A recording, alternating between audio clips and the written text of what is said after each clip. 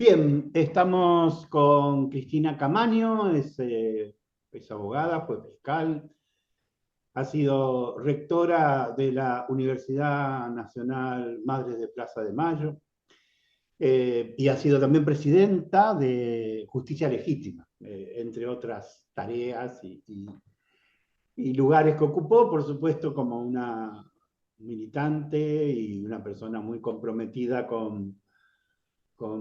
yo diría a esta altura, los derechos, ¿no? Porque ya hablar de derechos humanos casi sería un exceso de soberbia en nuestro país. Hay que hablar de que no hay derechos, ¿no? Y bueno, quería hablar contigo porque desde el resultado electoral, evidentemente el Poder Judicial se ha sumado a los festejos, a esta ofensiva generalizada desde el gobierno nacional, el gobierno de los Estados Unidos, el Fondo Monetario, el empresariado, y ahora de un modo muy evidente el Poder Judicial, ¿no?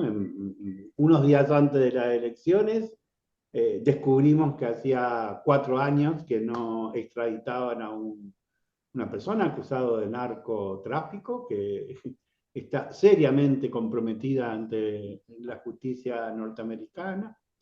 Y luego del resultado, largaron como un gran espectáculo mediático, porque no es un juicio, la llamada causa Cuadernos. Después Cristina puede ampliar, pero recuerden que todo empezó con una especie de chiste, ¿no? De alguien que encontró un cuaderno que había escrito, que lo había quemado a la parrilla, pero después lo recuperó, y que sabemos, por testimonios directos como el de Gerardo Ferreira, que a los empresarios los convocaba, les decían que si no firmaban serían detenidos, expropiados, etc. ¿No? Bueno, Cristina ha caracterizado ese proceso como tortura, y estoy de acuerdo. Y también ahora han ordenado la detención del ex ministro Julio De Vido. Eh, Conviene, como ellos hablan de que está condenado por la causa 11, construyen la idea de que está condenado por su responsabilidad en la muerte de los pasajeros, lo cual no es así. Fue absuelto de ese cargo. La Corte Suprema ratificó la sentencia que estableció que el maquinista de apellido Córdoba no aplicó los frenos en los últimos 200 metros que tenía que hacer. Y entonces lo condenan por supuestamente no haber controlado el manejo de fondos que supuestamente deberían haber mejorado el ferrocarril, aunque la propia Corte dice que no fue que el accidente se debe al ferrocarril, sino al maquinista. Pero, eh, como diría el juez Moro, no tengo pruebas, tengo convicciones, ¿no? Convicciones. Así que yo te quería hacer una pregunta en dos planos, ¿no? Perdón la introducción larga, pero en primer lugar, bueno, ¿cómo estás viendo, en este caso diríamos, como expresidenta de Justicia Legítima, esta situación voy a ser cuidadoso, ¿no? En el sistema de administración de justicia de la Argentina? ¿Qué estás viendo? Bueno, estoy viendo de alguna manera más exacerbadamente lo que se venía dando, ¿no? Que es que el poder judicial o algunos jueces, sobre todo los federales, bueno, los que tienen más poder, porque un juez de instrucción, como era un colega mío, yo era fiscal de instrucción, un juez de instrucción no tenemos esa posibilidad, pero sí los jueces federales quieren pertenecer, o sea, quieren ser parte de, diría Macri, el círculo rojo, ¿no? Entonces, o lo que llamamos nosotros el poder real. Y de esa manera, entonces, juegan con el poder real a fondo en todo. Entonces ahí tenés justamente, bueno, lo que se da en llamar el lawfare, porque eso no se podría dar sin un poder judicial complaciente, sin un poder económico neoliberal o como querramos llamarle ahora, que marca el ritmo y que son los dueños del mundo, porque ya no se trata solo de Argentina, sino que son los dueños del mundo, sin un periodismo que también ayuda a elaborar estos eslogans o esta síntesis de noticias por el cual debido vuelve a la cárcel o lo que sin explicar, sin explicación. Y ahora, y algunos servicios de inteligencia, más o menos de acuerdo a la época, bueno, que también colaboran para generar este lawfare. Y ahora tenemos algo que agrava, que son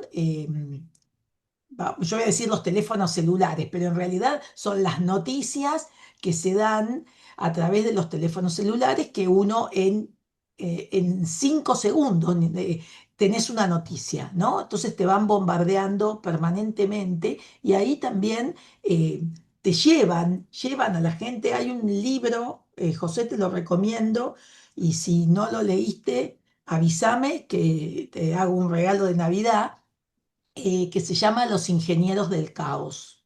Ujú. Y ahí explica de manera muy sencilla eh, y muy clara cómo se generan candidatos que nunca en otro momento podrían haber sido. Desde la reelección de Trump, que ya después de cómo se fue, de todo lo que pasó, nadie podía elegirlo, pasando por Bolsonaro, por Orbán en Hungría, bueno, si no lo nombran a Milei, no somos tan importantes, pero sin embargo vos ves, te sentís totalmente identificado de que acá pasó exactamente eso. Igual, cómo llevan a la gente, ya sea a votar o a no votar.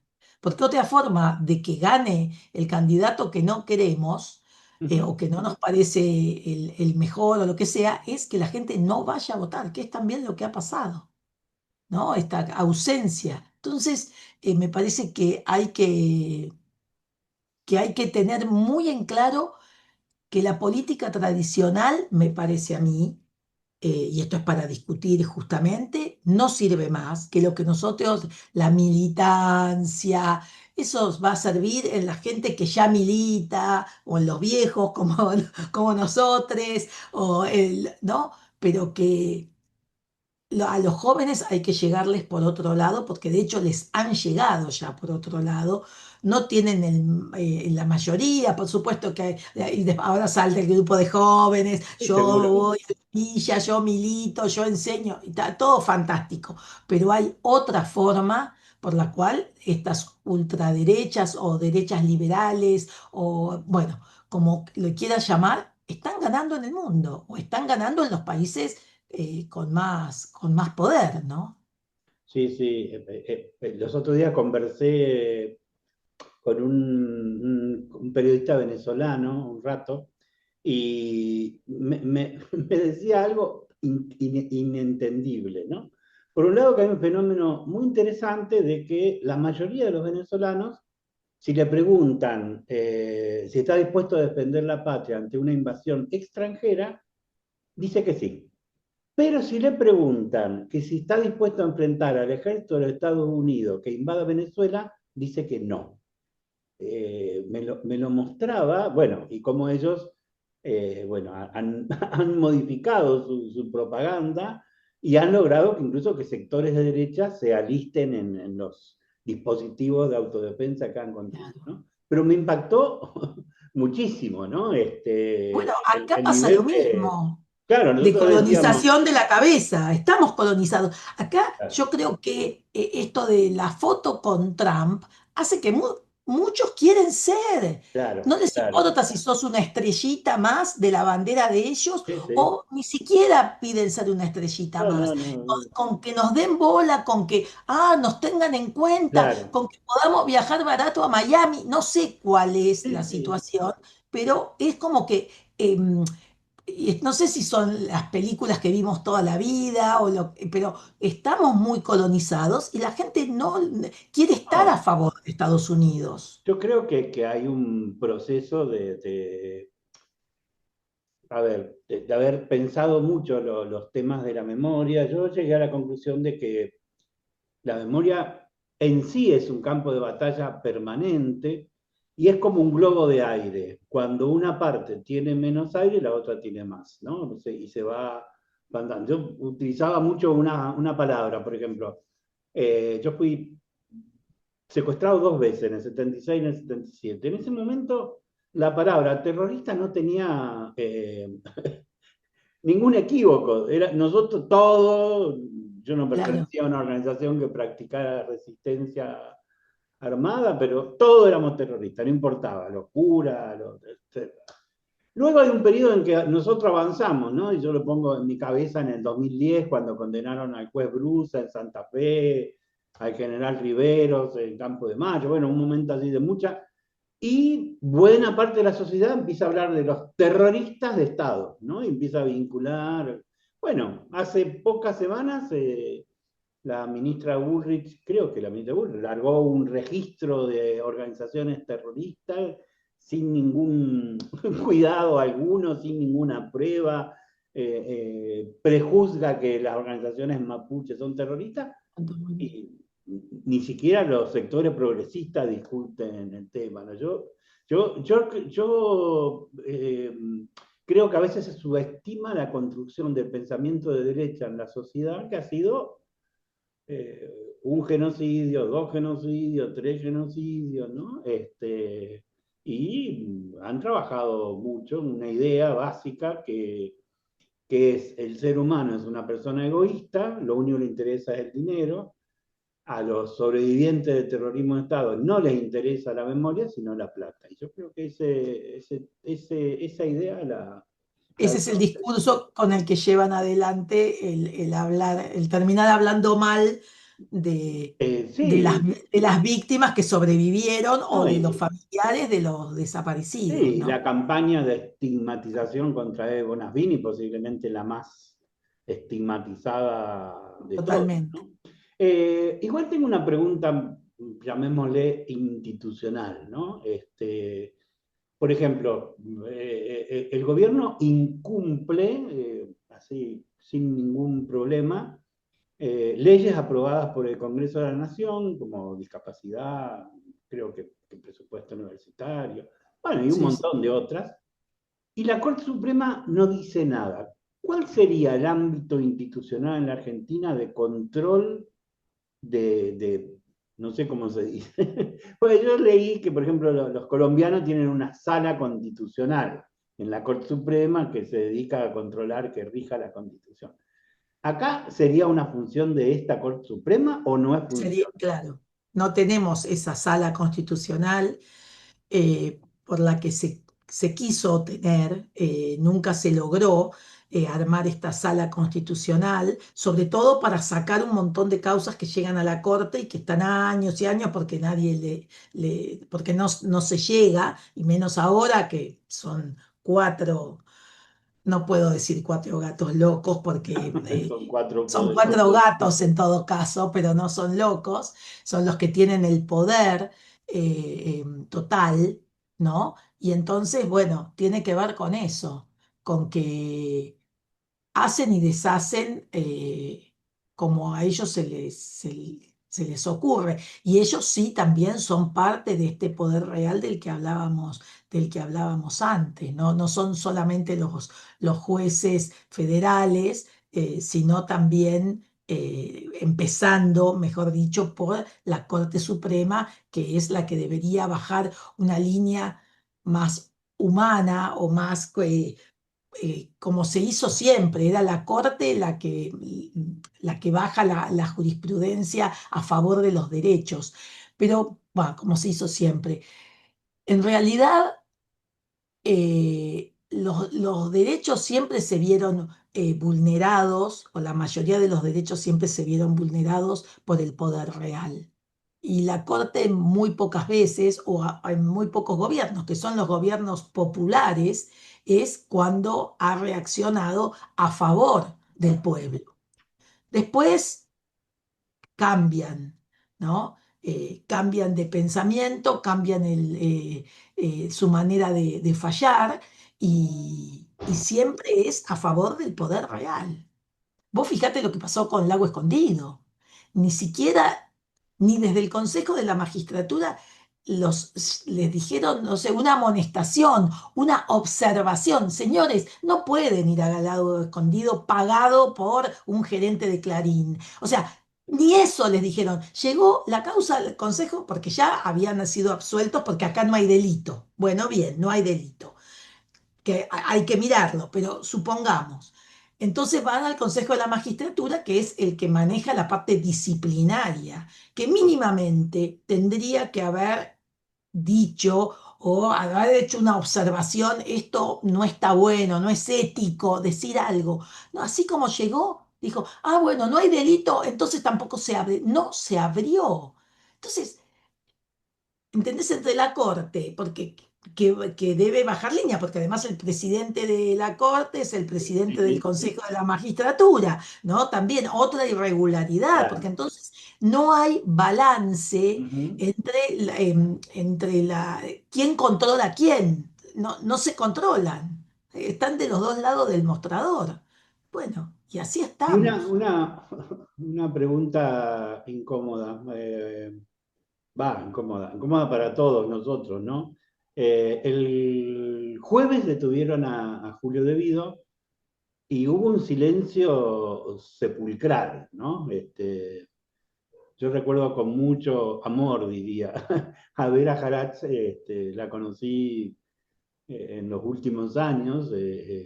Vera fue sobreviviente del Holocausto en Italia y le secuestraron una hija en Argentina, ¿no? Bueno, además era una persona... Ella había nacido en una pequeña isla en el lago de Venecia que había sido durante cientos de años un lugar libre para los imprenteros, ¿no? Yo eso me lo contó ella, un lugar muy Ah, especial que todos los reinos dejaban para que ahí los imprenteros pudieran imprimir los libros. Bueno, o sea que era un producto de la cultura europea más potenciada, ¿no? Y en los últimos años, Vera nos propuso una consigna que fue bastante aceptada, que decía, nunca más el silencio, ¿no? ¿A qué se debe digo, a ver, vamos a empezar hago una lista y vos decirlo de los que quieras. ¿Por qué calla la Corte Suprema? ¿Por qué calla Casación? ¿Por qué calla el Consejo de la Magistratura? ¿Por qué calla la Facultad de Derecho de Buenos Aires? Creo que hay una academia del derecho o algo así. Y después, más dolorosamente, ¿por qué callan los partidos políticos populares? ¿No? Eh, yo tengo como dos hipótesis. Una es que no entienden lawfare, así siendo generosos, y dos, que no es ninguna justificación, sino un cargo muy grave, que tienen miedo, ¿no? Que en este caso no es que el miedo justifica, ¿no? En este caso el miedo condena, ¿no? Pero bueno, claro. no sé, vos que los Yo conocés creo más. que, insisto, que desde el Poder Judicial, todo, la Corte, la Casación, eh, son parte, quieren ser parte y Ujú. entonces fallan de acuerdo a eso. Y entonces la orden de arriba es debido otra vez preso, porque ahora viene otra vez el circo con el tema cuadernos. Claro, Ahora se piensa que muchos de los que estuvieron cumpliendo condena vuelven a la cárcel, ¿no? O sea, esto es como de nunca acabar. Se termina y hay como un montón de causas más, porque cuando sí, uno es sí, funcionario, todo el tiempo te denuncian. sí, sí, sí, sí. Y hay que tener, bueno, no sé si espalda como buenos abogados o, para que te defiendan y poder demostrar, en el caso justamente de que uno haya actuado bien, de que actuó bien, porque muchas veces vos podés haber actuado bien, pero si la defensa no es buena, marche preso, ¿no es así? Porque la realidad es que esto yo lo enseñaba en la facultad, la verdad no le importa a nadie, son argumentos enfrentados y el juez va a decidir de acuerdo al que cuente mejor el cuento.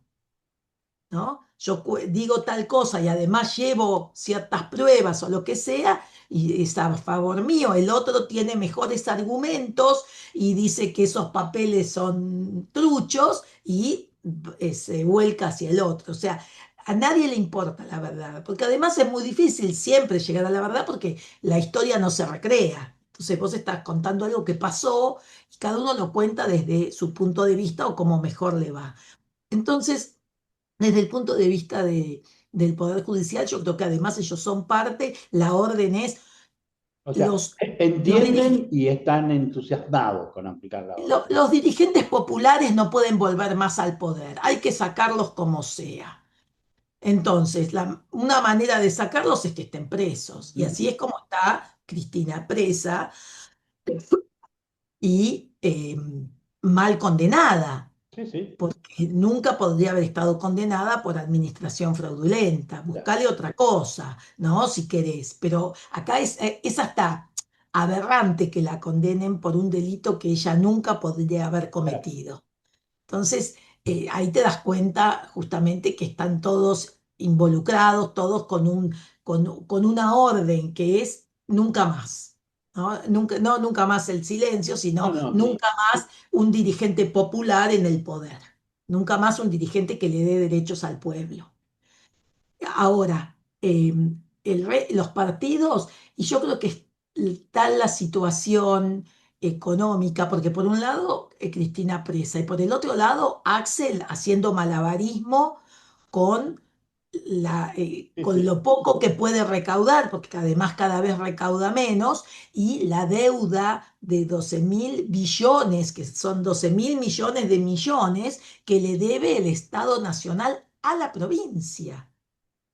Entonces, también se hace muy difícil, además, salir a defender a los compañeros, cosa que igual hay que hacerlo, por supuesto, pero yo que a veces, porque vienen a la plaza o porque vienen a ver a las madres, hablo con intendentes y están todos desesperados, ¿no? Hacen lo que pueden y además como parte de los gobiernos nacionales y populares, tienen como una obligación doble, ¿no es Claro. así? O sea, no es el No es partido sobrevivir, de sino Milei que te dice, hacer el no hay bien. plata, cerramos, Claro. ¿viste? Afuera o es. No, ellos tienen que seguir porque tenemos que demostrar Ujú. que somos humanos, ¿no? Que tenemos sensibilidad hacia las personas más desfavorecidas o las personas que más precisan. Y bueno, entonces hay una situación muy complicada desde, quiero creer, desde los partidos políticos y por el otro lado el Poder Judicial que cumple a rajatabla las órdenes que recibe. Me parece que esa última distinción, ¿no? Creo que efectivamente el mundo hoy se divide entre humanos y antihumanos, ¿no? Así que bueno, Sí, gracias. Nada, en todo caso,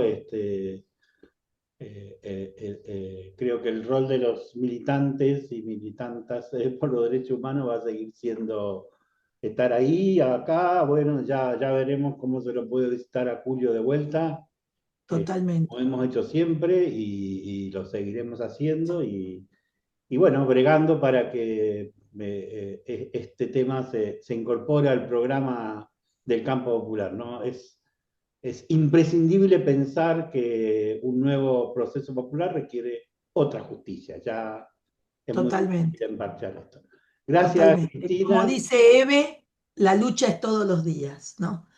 Todos los días hay que ver qué hago hoy, para quién, cómo. Cada Así tanto que pienso, ¿no? ¿Qué hubiera hecho Bebé? todos pensamos eso. Nah, Así que pero bueno, bueno, muchas gracias gracias, a un vos. abrazo muy grande. Gracias.